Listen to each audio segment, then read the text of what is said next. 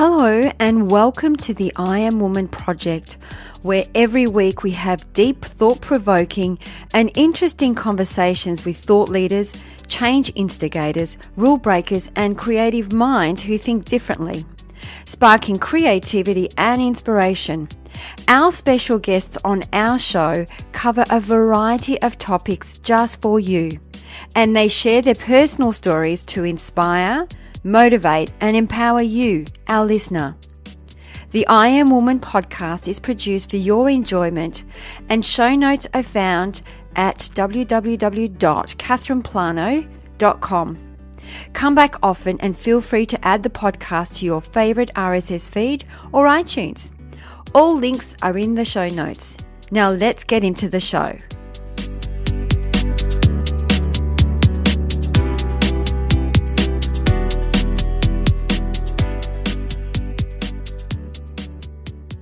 Today we have Khierstyn Ross, a crowdfunding product launch specialist that's helped creators and entrepreneurs raise multi-seven figures through Indiegogo and Kickstarter. She's also the host and founder of the Crowdfunding Uncut podcast, where she deconstructs what it takes to successfully launch a product online. Welcome on the show, Khierstyn. Hey, thanks so much for having me. No, thank you for coming on. And have I left anything else? Would you like to add anything to that? I think let's save the goods for the show, but if people want a guide on how to launch a crowdfunding campaign, I do have a freebie available at my website, crowdfundinguncut.com. Oh, excellent. That's awesome. Thank you. So I guess we'll give everybody the details at the end of the show. So tell us your story. What inspired you to do what you're doing? Man, how far back do you want me to go? Oh, as far back as you like. Back in 1986 when I was born. No, bad joke. But I think, okay, I'm going to fast track through 10 years, but in university biochemistry major, I got recruited by a franchise to run a student house painting business. It's a business in a box format where they work with you and a mentor to teach you how to launch a brand and a business when you're in university. And I did that successfully for 3 years. And when I graduated, they were like, hey, I know you don't want to go into science anymore because we kind of ruined that for you and you want to be an entrepreneur. So do you want to help us onboard new franchises? Basically, they had recruited me to be a startup consultant across Canada, where I worked onboarding new brands. And I did that for 4 years before I decided that I wanted to travel the world and kind of figure out what my next venture would be, because at this point I've been with that company for 7 years and I was 24. I'd been really successful with that one part of my life, and I just didn't know what else was out there for me. So I left the company. I went traveling. I actually live in Melbourne for 5 months as well, which was awesome. But finally discovering where I could start to make money, I fell into consulting for various startups when I was living in the UK. And I was trying to figure out how to get paid to consult, but also scale my consulting and go online and just figure out how I could create a business that would allow me to work and travel anywhere in the world and having an online presence. So it took 2 or 3 years to figure out that part. And when I was consulting over that period, I was literally, I would help you with anything that would help you with sales generation. So I wasn't very focused on the skill set that I would be working with people, because I just thought if I focus and if I niche down, I'm going to be saying no to a lot of clients. So I just wanted to keep myself open to, if you needed help building an online sales team, I'd work with you for that. Or if you needed help with Facebook ads, I would also help you with that. So I didn't really find crowdfunding until I moved back to Toronto in 2015. And about a week back, I had met a founder locally that was launching a wearable tech brand that helps you lose weight through cold temperatures. And he's like, look, I've heard of this Kickstarter thing, and I've heard it's a really great place to fund the manufacturing of my product. And I understand you have some digital marketing experience. Do you want to partner up and launch this thing? And at the time I was like, sure, I don't really know what Kickstarter is, but how hard can it be? famous last words. And that one campaign, we end up launching it with did 1 or 2 months of preparation for it. We launched and we failed. We had a goal to raise $50,000 and we only raised $17,000, which meant that, if anyone's listening to this and you're in the physical product space, you know that you can't do anything with 17 grand. So we had to go back to the drawing board and figure out how to make up the rest of the money so that we can actually manufacture the product, which led us to relaunching that campaign about 3 months later. And we knew that if we were relaunching, we had an opportunity to do things right and fix our mistakes. And so we end up launching Thin Ice again 3 months later. And after changing our strategy and our positioning, we ended up raising $600,000 on Indiegogo. Wow, that's amazing. It's like big difference. And it's funny because that's when people usually ask, so is that when you knew that it was like meant to be for you to be a crowdfunding consultant? Not so much. I was really resistant to the crowdfunding community until I had another couple of really big wins under my belt. And then I realized how crowdfunding was an amazing way to create a business if you look at it from a long-term perspective. And that's when I realized my big passion from my student works days when I was doing the painting thing was I really, really love people. I loved helping people launch a business because the whole learning curve and there's a lot of,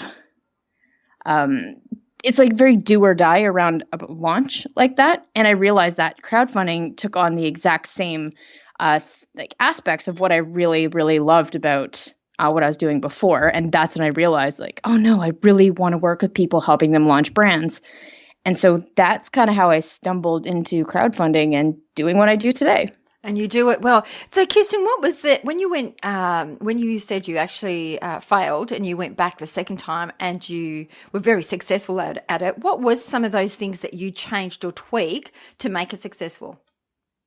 Yeah, honestly, there were 1,000 different things. The first and second campaign were night and day difference. But the two biggest things I'll talk about the first is that when you're browsing a website like Kickstarter, all you see from a perspective is brands raising thousands of dollars, and it looks really easy. And so that may lead the entrepreneur to assume that, okay, well, Kickstarter has a really big audience, so this is great. All I have to do is set up a marketing page and press launch and I'll raise $1 million.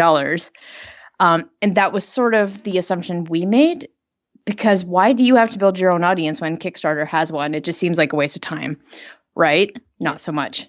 So we didn't understand how the platform worked, and we then discovered how it worked after the fact, which there's actually, you need to game the system a little bit, where Kickstarter and Indiegogo are marketplaces. So they're a business that will match your product to customers.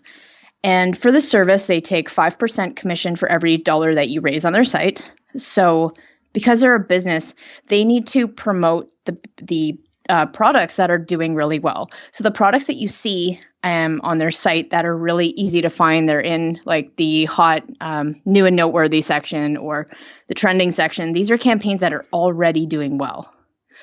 But how you get to those sections is by showing Kickstarter that you're a popular campaign. And how you do that is actually everything before you launch. So what you want to do is you want to launch, have an influx of sales, and that's going to notify Kickstarter, Indiegogo that you're a hot product, and then their algorithm is going to boost you on the site to be easier to find.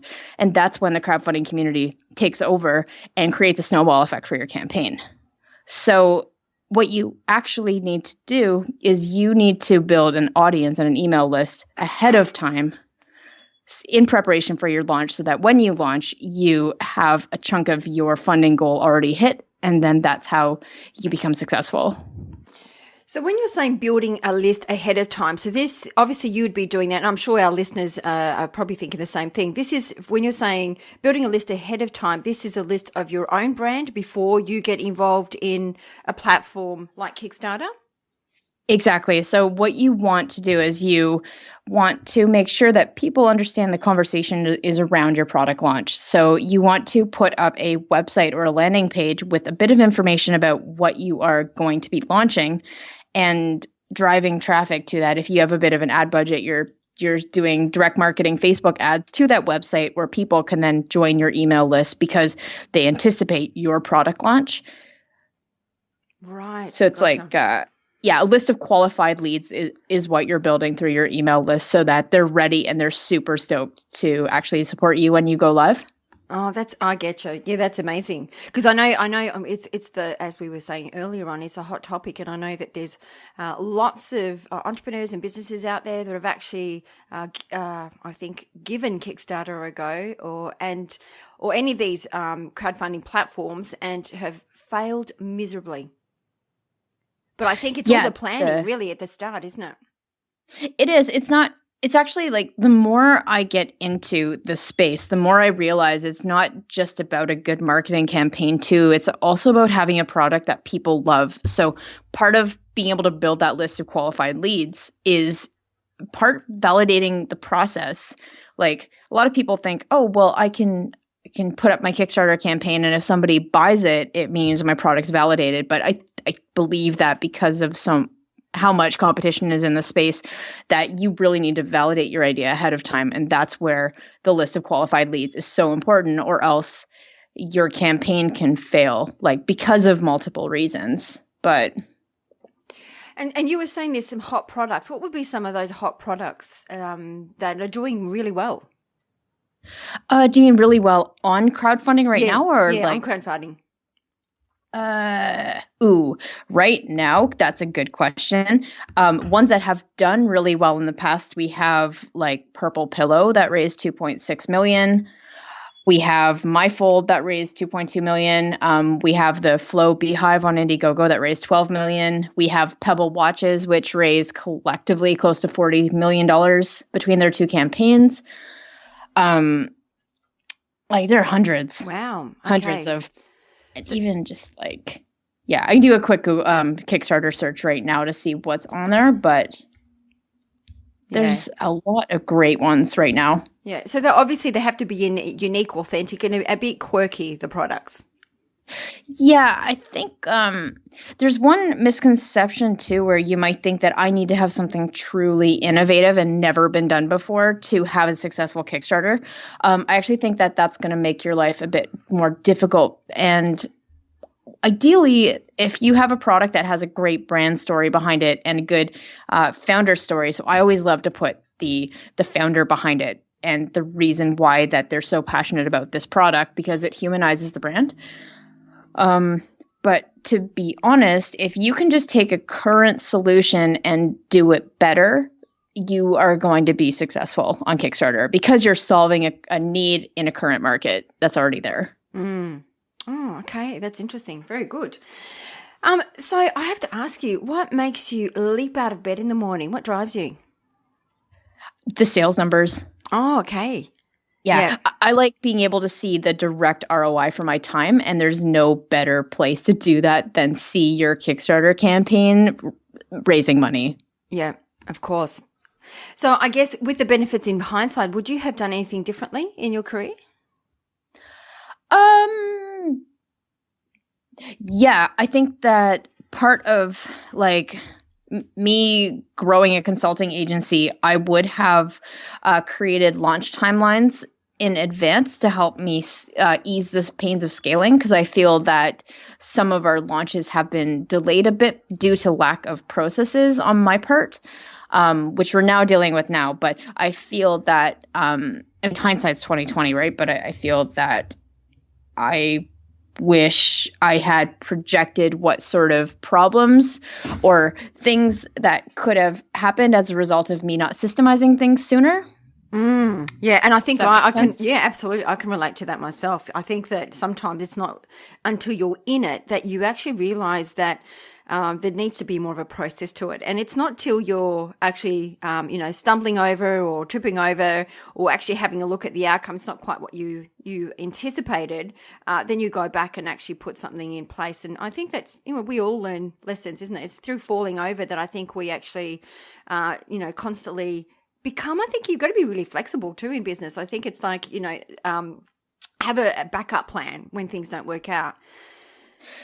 Yeah, I mean, when you're in the thick of things, it's hard to see what you need moving forward. But ultimately, what I can do is I realize that we need systems so I can leverage myself. So I went to my clients and said, what can we do better to help? Like, what are some problems you have with our service right now? And some of them might say, we wish we saw the timelines a little bit better. So they just want more transparency into what the scope of the project looks like, for example. So what I would do is take that information and add them to our project management software tool so they can see timelines.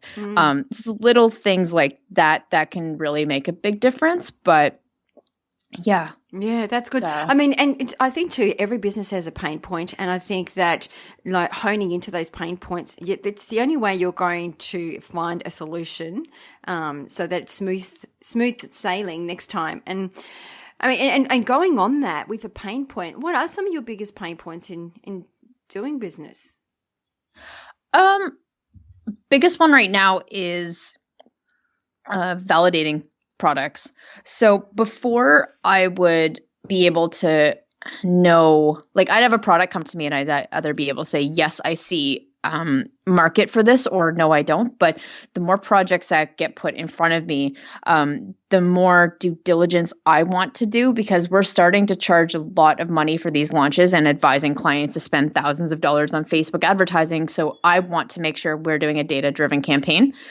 So I feel like just some of the pain points would be just making sure we have a good due diligence system so that the clients ultimately have faith in the numbers and that they know confidently that they can spend $20,000 on a launch because they see the direct ROI from like a good Facebook advertising campaign or whatever. So that's one. And the second one is definitely scaling my time. Because I've been through this journey of figuring out the passive income side, and every consultant deals with the not diluting their service when you start working with people in a group capacity. So that's been fun to figure out how I can better serve more people while not being restricted to the one-on-one access. Yeah. So, and I guess this is why you've moved online, to help, reach out to sort of a broader audience. Yeah, I love online. Like 95% of my customers are in America and I'm in Toronto, Canada. So it's pretty cool. Yeah. And you'll have lots of customers in from Australia too after this talk, I'm sure, because I myself, you've got me thinking about it. Because when you're looking at the pain point, so validation is probably the biggest pain point, whether a product is the right product to go on Kickstarter or Indiegogo. And how often of them do you come across? Sorry, you mean where we have to validate? Yeah, well, I guess that it's not the right product, for example, because I think that from what I heard, the pain point is about validating the product, whether it's the right product, whether this product will work on Kickstarter or Indiegogo. How many of those do you go, well, no, this is not the right product? And what, do you just say no, or do you work through it? For example, if there was, somebody listening and they say, look, I've got a book launch or I've got a product, but I don't know if it's the right product. Do you work with the individual to make sure that the product is validated and right to go on Kickstarter? Or do you just go, this is never going to work?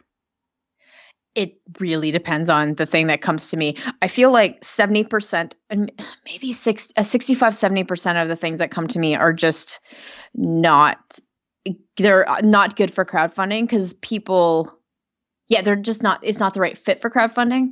It doesn't mean their product won't sell. It just means it's not the right avenue to launch a business, if that makes sense. Like you might get a app whose customer is a B2B setting, like a sales app or something.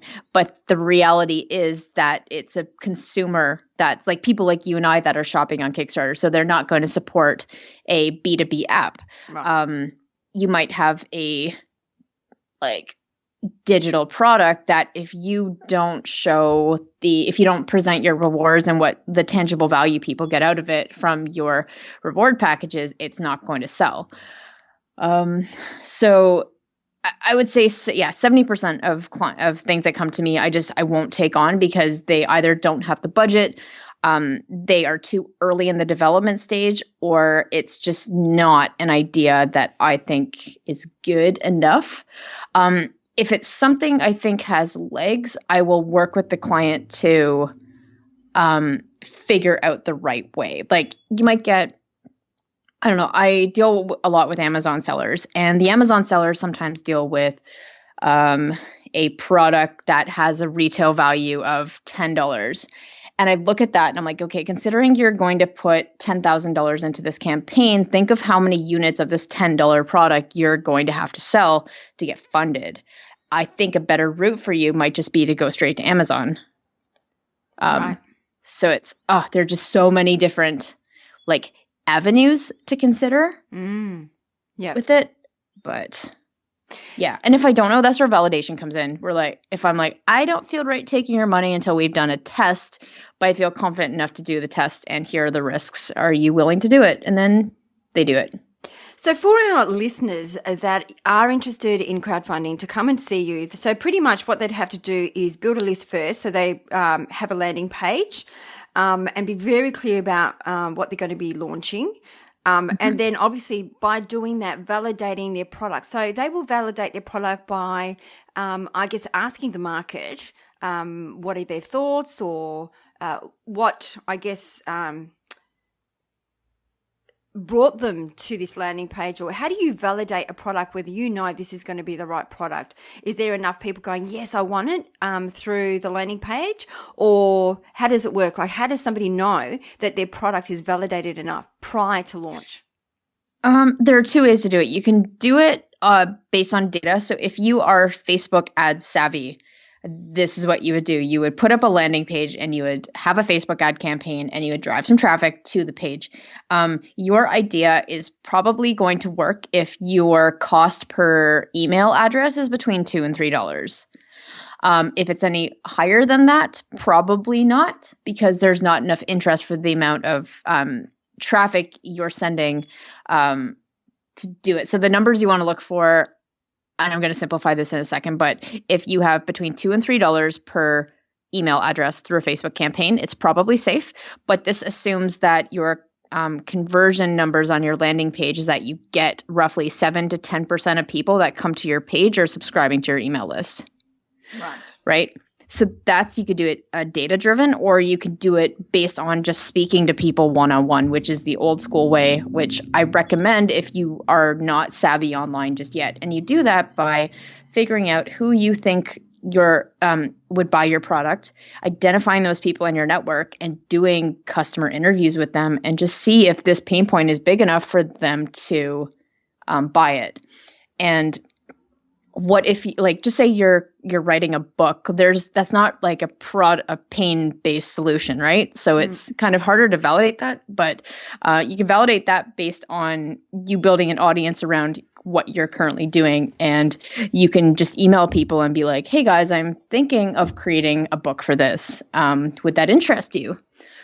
Or if you're starting from zero, just do a landing page and do it that way.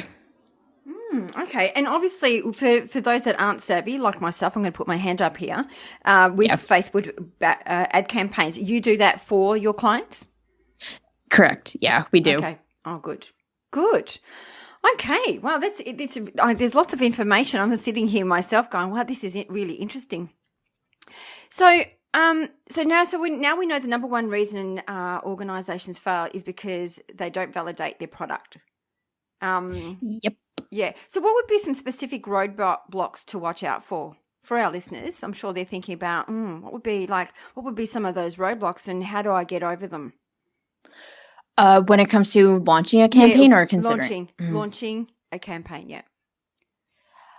A roadblock, make sure you are building an audience. But secondly, when you just say you even have an audience right now, you want to make your campaign an event. So don't just email your list the day you go live and say, hey, we're live, you want to have a bit of a build up. So the whole point of building an audience ahead of time is so that you can get people really excited with like a sneak peek. Consider it like a movie trailer where you're going to see like advertisements for Beauty and the Beast randomly, and it's going to show you more and more until you're really excited and can't wait to see it. So that's kind of the approach you take with a pre-launch. So don't think that just because you have an email list, don't lose the opportunity to really engage people and build that relationship and keep them excited until you launch. Yeah, that'd be definitely the biggest thing I see is undervalued right now. Yeah. So sneak preview would be for our listeners to create little videos or maybe even a webinar to talk about their product with a little bit more detail, that kind of thing, to sort of like giving them a bit of an appetizer to get them a little bit excited. Yeah. Do you know Founder Magazine? Yes, I do. Okay, cool. So I worked with them on their Kickstarter, and what they did to keep people or to start people getting excited is they had a landing page for their launch and got people to subscribe. But what they did in exchange for an email address is they offered 2 free chapters of like in digital form of their coffee table book. Oh, right. Yep. So I definitely recommend doing something like that, like sneak peek. Yep. I'm writing this down as you're saying it. That's good. Thank you. So, Khierstyn, what advice would you give your younger self? Just don't wait until you have like confidence or validation to like personally to start doing it. What I mean by validation in this sense is like, don't wait until someone says you're doing a great job to push forward 100%. Because I think that's like definitely slowed me down because I haven't put 150% into something until I see that I get a little bit of like external validation from people. That's what I would have done. I'd just be like, fuck it, just go forward. Or I probably shouldn't swear. Sorry. No, it's okay. But it's just fine. like, absolutely fine. Move forward. Don't wait for external validation. Just put it out there. And the whole motto of fail fast is definitely something that people should be striving to do versus trying to slow down that process. Because like you learn from your failures. So. Absolutely. I always look at, failure as feedback. So, to me, there's no such thing as failure. It's only feedback. So the quicker I do it, the better I learn. And I think that's a really good point that you bring up. Just go for it, because I think a lot of the times with, people, I know our listeners are entrepreneurs and in business, quite often they wait for that perfect moment or the perfect day or the product's got to come across perfect, and there is no such thing as it being perfect. I think that even with my own experience, you just go for it, launch it, and that's when you learn what's not working, then you got to retweak it, then you bring it back, and you just got to, that's how you get it to the point where you want it to, where it starts humming. Exactly. Like I think most recently for me, in an attempt to scale my services, I didn't take my own advice. I didn't validate what people wanted, because I do believe now that you should create a product based on feedback around from your audience for what they want and just give that to them. But I made the assumption that, I know what they want, so I'm going to launch a course. And so a month ago, I quickly put a webinar together, and I tried to sell a 6-week crowdfunding course, and nobody bought it, despite like how much I've done in the space. And after going back to them and asking them, why didn't you buy the product? Is it price? Is it this or that? And they're like, no, price was right. I just want you. I want to work with you. I don't want to watch a video series. So then I thought, okay, taking this information, what can I create that like better serves them and gives me what I want? So I came up with an idea to do like a inner circle crowdfunding accelerator where I work with a small group of people one-on-one, not one-on-one, but like in a group setting with the course. And I then like fronted that offer to my group, and I was like, hey guys, I'm thinking of doing this thing. What do you think? And then it got a lot more traction because I took my failure, I got feedback, and then I recreated something else based on that I thought they would want. And that's actually worked. Yeah. So, do you know, it's funny, I was having this conversation the other day that, even with some of our products we've got online, and it's some people actually don't like just online. They do want to have that interaction, that face-to-face, someone they could actually collaborate with or have a conversation with. And so I think that having the combination of the two, if you do, for anyone out there that has an online product, I think it's really important to have those times where you have a webinar or people can, be part of a group where they can connect with you and, go through the journey together. I think that's really important. Yeah, because that was something like, it's funny because if you asked me a week ago how I screen my clients, I would be impossible to get on the phone. And then I did like a 180 where I just did an open call. Like I sent my calendar link to everyone on my list. I'm like, if you want to talk to me, please do that. And it's amazing the feedback I got where some people they're like, I really appreciate your one-on-one time. And that got me thinking like, maybe I shouldn't be so difficult to get on the phone because they really, really love that FaceTime. Yeah, absolutely. So it goes a long way. Yeah. So what I hear is obviously with your online program for our listeners, so your online program also offers you working with a small group. So do you have a limit of how many people come on your online program? Yeah, so it's just a beta. I'm starting April 11th. I don't know when this is airing, but it's a beta accelerator. I'm only working with a group of 10 people because I'm providing a framework and a system and modules and coaching, but ultimately I'm creating this course with live feedback from people based on where they're at. Yeah, I like that. That's good. So, and then if people were okay to just do it online, obviously, then it's obviously different, a price bracket for those that aren't too, fussed about the small group, but they're happy to do the online. They've also got that option. By online, what do you mean? Oh, so the online, so you have an online program? Yeah, right now the only thing I have, I have a digital product, but I don't have a course because my list proved that they didn't want that course. So I've created this accelerator right now. So Currently that's what I'm focused on. And then I'm going to be opening up like a membership community in a couple months. Yeah. So love it. It's awesome. I might look into that myself, I think. And I'm sure our listeners will too, if there's going to be room for us. Yeah, well, there's going to be information on the website, and if not, you can always email me because things are happening faster than I seem to be able to put things on my website. So, oh, good. Well, I'm definitely interested. I'm sure some of our listeners will be too. So, I've got to ask you, who's been your greatest influence amongst all of this stuff, this wonderful stuff that you're doing? Oh God, I would have to say,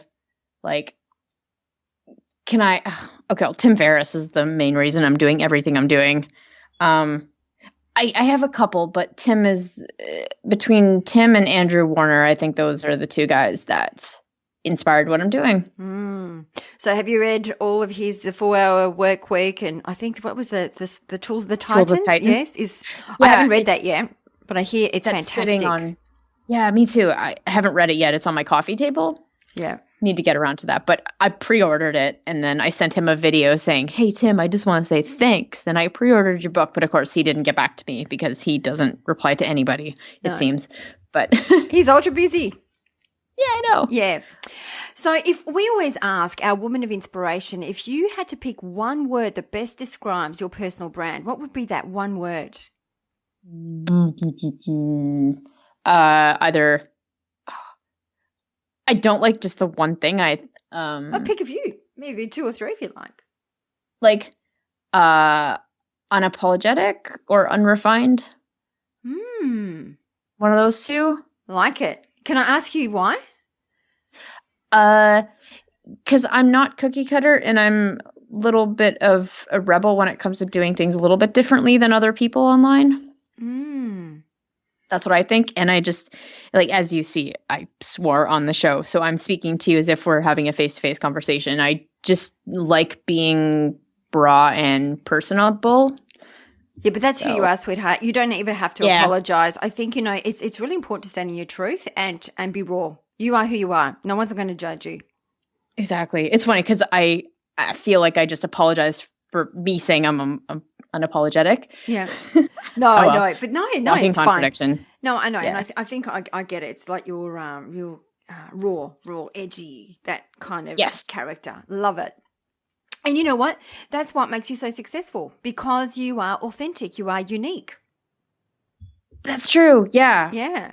I mean, I have to say, I haven't come across many people that do what you do. You're awesome. And what you offer is awesome. Oh, thank you. There are not many people. Okay, no, there are a lot of people in the space. Like once you really start digging, there are a lot of people that do what I do, but unfortunately, there are very few I would trust with your campaign, because there are a lot of the internet gives you a place to say, to take your really small win and make it seem like you're a huge deal. Or even oversell yourself. Like I've seen people online that may interview a couple of crowdfunding campaigns and then all of a sudden they're a guru and they haven't actually done it themselves. I'm sure you see this all the time with like Facebook ad strategists or various experts online. Oh, absolutely. So, you know, it's even for us. We've had so many different social media experts have come in to our company and done some work with us, and it's really interesting. I mean, everyone does it so differently. There is no right and wrong way, and you know, sometimes they don't always work. So it's a hit and miss, I think. Yeah, I do too. Like it's, you know, I'll get people come to me asking me all the time, like, hey, I'm considering hiring XYZ company. Can you tell me who is good? And because I don't consider I don't know, some people from the outside may consider, say, Funded Today my biggest competitor, but we're actually not competition. We have very complementary service because they are more like they're a full crowdfunding agency, whereas I'm more of a consulting practice for consulting. So it's cool. People will come to me and say, is this a scam or is this good or not? So, which is what you want. You want somebody consulting you through it. Yeah, exactly. Because I'm the marketer behind a Kickstarter launch, you know? I'm great with brand positioning. I'm great with seeing the story and the vision and like how to carry that through. Yeah, absolutely. So, Khierstyn, what we do at the end of our show, we always ask our woman of inspiration to leave us or leave our listeners with 3 shiny golden nuggets. So what would be your 3 shiny golden nuggets?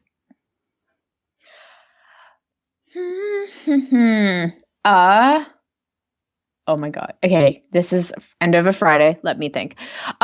Don't be afraid to price yourself higher than anyone else, for one, or ask for what you're worth. Because as long as you can confidently sell that, how I sell it is just by saying, here are my results and here's what you get. Like, so if I'm branding myself as a premium service, certain things have to fall into alignment to back that up, and then I charge for that. So don't be afraid to charge what you're worth. Secondly, don't be scared to say no to every opportunity that comes your way if it's not in alignment with where you want to go. That's a big one. Yeah. And the third thing is don't be afraid to pick your niche ahead of time. And I know that just goes for service providers, but my business didn't do anything until I niched into crowdfunding. And once you become really good at something, you become known for that thing, which is then going to help your bank account. Absolutely. I love them all. And I think that's really important to, we always talk about, well, how do you put a price on your products or your services? And I think sometimes it's all that self-worth that comes and plays a part as well. Like, really, am I worth this much, do you think? Or is my service worth this much? But, you know, I've even dabbled with that. And I tell you what, when you actually put your price up in regards to what you think you're worth because you know your stuff, people will come to you. People will pay whatever it takes to get your service. I agree. And if there's no right or wrong number to price yourself, but like I just will say, okay, well, here are my costs. Here's how much I want to get paid. So I'm just going to do this. And some people, I validate that price just by pitching it. And if someone buys it, then I know it's validated. But then I get the odd person who is like, you're the most expensive in the industry, for example. Can you justify your pricing and break down your costs? And like and that to me shows a lack of trust. So just be careful if anyone is questioning your prices because they don't trust you. So yeah, and there's for me, I guarantee my work. So I always say if it doesn't work, never touch wood have I ever had to return, but I guarantee my work that it will work. You know, I believe in guarantees so much. like I will guarantee my product. So if you buy it, you don't like it, return, obviously. But I can't guarantee a Kickstarter campaign because there are just too many variables with it. And if it fails, it's not just my fault. It's the team's fault because we work with like copywriters and Facebook ads and positioning. And it could be timing. It could be so many factors that I don't have control over. So unfortunately, I can't guarantee a campaign. Yeah, of course. So Khierstyn, tell me, how can our listeners find you? Yeah, I mean, if you're in the middle of planning your own campaign, there is the podcast and a free checklist at crowdfundinguncut.com. And if you have questions about your own crowdfunding campaign, you just would rather speak to me, you can email me. It's K, so the letter K at crowdfundinguncut.com. And that'd be the best place to find me. Cool. Thank you so much, Khierstyn. Look, I've got pages full of notes myself, so I'm sure our listeners will too. Thank you so much for your time and energy, and I can't wait to start working with you, actually. I'm really excited. Yeah, same here. This has been awesome. So great way to cap a Friday. Thank you. That brings us to the end of another episode. I hope you enjoyed the show, as it is my mission to reach out and inspire as many individuals like you. And one of the best ways to help us achieve this goal is by giving us a good review on iTunes. It's easy and it only takes about 10 seconds. If you have any questions or special guests that you would like to hear from, please send us an email to support@catherineplano.com.au and we will get right back to you. You can also follow us on Instagram, Twitter or Facebook at Khierstyn Plano. That's it for now. Thanks for listening. Until next week, please take care.